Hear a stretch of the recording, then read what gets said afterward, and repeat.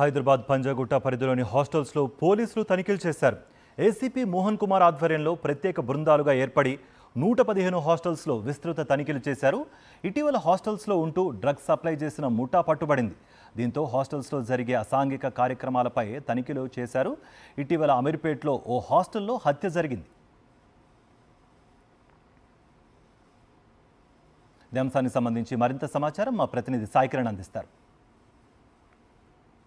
Hyderabad Panjagutta police station పరిధిలో ఉన్నటువంటి హాస్టల్స్లలో పోలీసులు విస్తృత తనిఖీలు చేస్తున్నారు. ఇటీవల జరుగుతున్నటువంటి సంఘటన నేపథ్యంలో పోలీసులు అలర్ట్ అయ్యారు.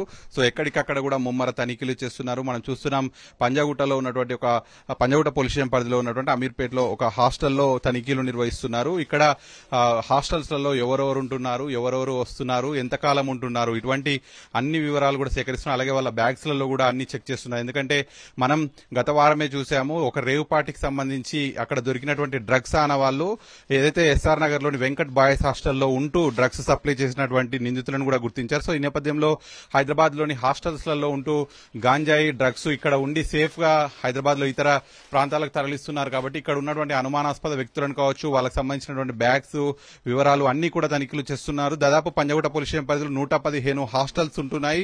సో అన్నింట్లలో కూడా ఈ రోజు రేపు ముమ్మరంగా కూడా తనిఖీలు చేస్తున్నారు.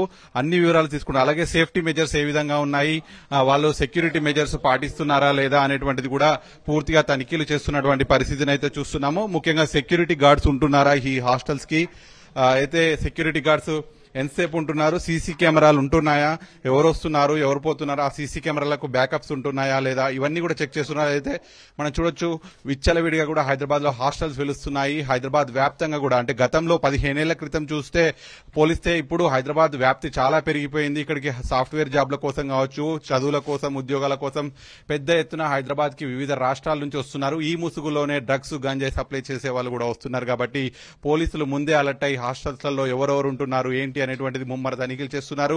గత వారమే ఒక ముఠా హాస్టల్స్ లో డ్రగ్స్ విక్రయం చేస్తూ కూడా పట్టుబడినటువంటి నేపథ్యంలో ఈసారి ముఖ్యంగా తెలంగాణలో హైదరాబాద్ లో డ్రగ్స్ కట్టడి నేపథ్యంలో డ్రగ్స్ కట్టడి లక్ష్యంగా హాస్టల్స్ లలోనే తనిఖీలు చేస్తున్నారు.